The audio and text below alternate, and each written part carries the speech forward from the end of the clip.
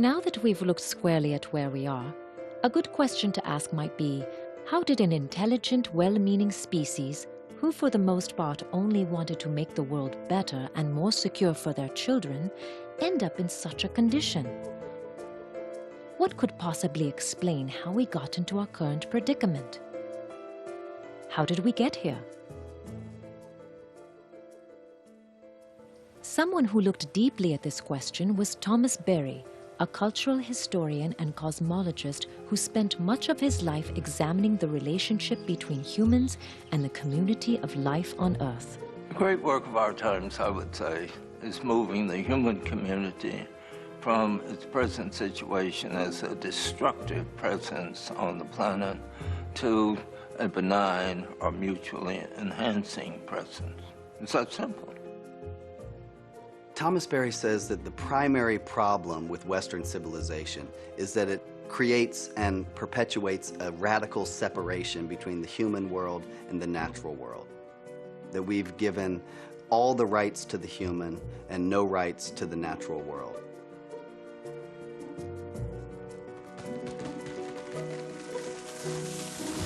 We think we're behaving very rationally, that we're on this kind of logical economic course, but actually we're heading toward our destruction, and the only way to explain it is that we've been locked into a kind of mythic entrancement, a worldview that's become dysfunctional and therefore destructive. According to Thomas Berry, our industrial age could be characterized as a period of technological entrancement, in which our obsession with progress has us marching toward an ill-defined magical paradise somewhere in the future. A future in which we have mastered the earth and everything on it without any limits. And so, it could be said that we in the modern world are living in a kind of trance. Indigenous people would call this trance the dream of the modern world.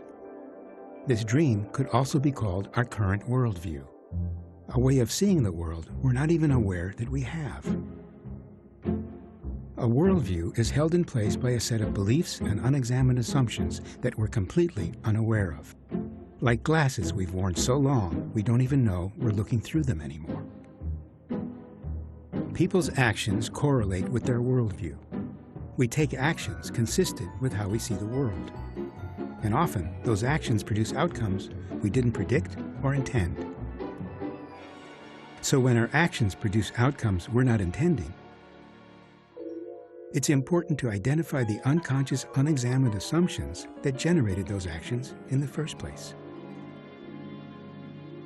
All the crises we're facing today can be seen as the unintended result of the unexamined assumptions that permeate the modern industrial society and our own thinking. So let's look at some of these unexamined assumptions. One way to characterize the cosmology that really is at work in our culture is this, that the natural world, the earth, is there for us to satisfy our needs and desires, whatever they might be. So we want to make things, we use the earth, we make things. Or we think of it as something like a lumber yard. In fact, we use the word resource. So the earth is filled with resources that are there for us to use as we see fit. Now, that orientation actually is not that bad, so long as humans are not that powerful. But suddenly, when we become so massively present, that orientation turns out to be completely pathological. In modern society, many of us believe that our job as smart shoppers is to get the highest level of comfort and convenience at the lowest possible price. We assume that when we buy something, the price we pay reflects the full cost of making it. According to Annie Leonard in The Story of Stuff, maybe not. I was walking to work and I wanted to listen to the news. I found this cute little green radio for $4.99. I was standing there in line to buy this thing and I was thinking, how could $4.99 possibly capture the cost of making this radio and getting it into my hands? The metal was probably mined in South Africa. The petroleum was probably drilled in Iraq. The plastics were probably produced in China. And maybe the whole thing was assembled in Mexico. $4.99 wouldn't even pay the rent for the shelf space it occupied until I came along, let alone part of the staff guy's salary who helped me pick it out, or the multiple ocean cruises and truck rides pieces of this radio went on. That's how I realized I didn't pay for the radio. So who did pay? Well, these people paid with the loss of their natural resource space. These people paid with the loss of their clean air, with increasing asthma and cancer rates. All along this system, people pitched in so I could get this radio for $4.99. Many people assume that we can create a healthy society by concentrating solely on our success as individuals. We are not just individuals. We are part of a society, a worldwide society. We're interdependent, and that interdependence flows at many levels. It's spiritual, it is psychological, it is economic. The notion that we can exist and prosper just individually, based purely on what we do and what we earn, is a rather new notion in history, and it doesn't work. Another prevalent assumption is that racism is primarily an expression of personal prejudice and the way individuals treat each other. The effects of institutionalized racism are harder to see and to change.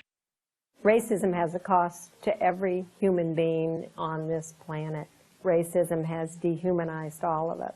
We are not taught how it was set up, how it came into being, how the very fact that we have something called race means that we are ranking people and that we are giving white people more value than everyone else.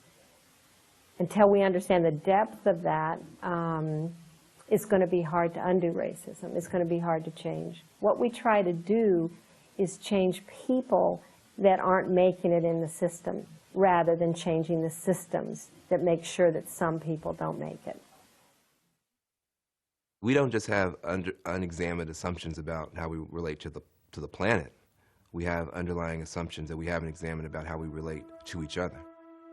We have a society that believes that we have throwaway resources, throwaway species, and throwaway people.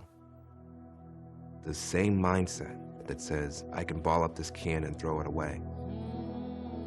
The same mindset says, I can ball up this child and throw that child into a prison forever for a mistake that child made, similar to a mistake my child might be making with drugs or whatever. That's the core mindset. When you say you're going to throw something away, where's away? There's no such thing. And where away actually is social justice issues and environmental justice issues.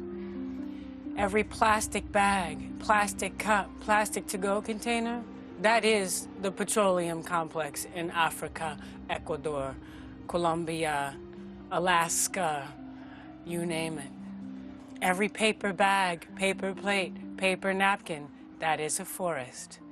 Everything that is called waste or disposable is the ways in which we are saying that it is acceptable to throw our planet and its people away.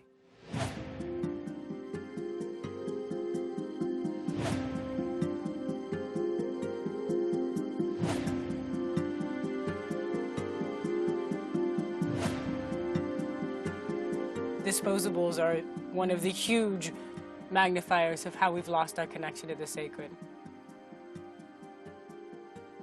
Just take it for granted that we're going to go to the coffee shop and get coffee that came from an exploited community somewhere where a forest was destroyed for a monoculture, put it in a paper cup that used to be a forest, put a plastic lid on top of it that used to be an indigenous community somewhere in a beautiful area, drink it, and then throw it away where it goes back and pollutes a nature community or a human community at the end. I am so fiercely passionate about it because I know in my heart that as long as we are trashing the planet and trashing each other, a healthy and holistic and healed world is not possible.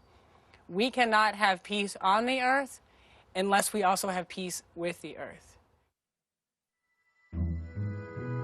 The dream of the modern world is constructed almost entirely out of assumptions that have simply been accepted for generations.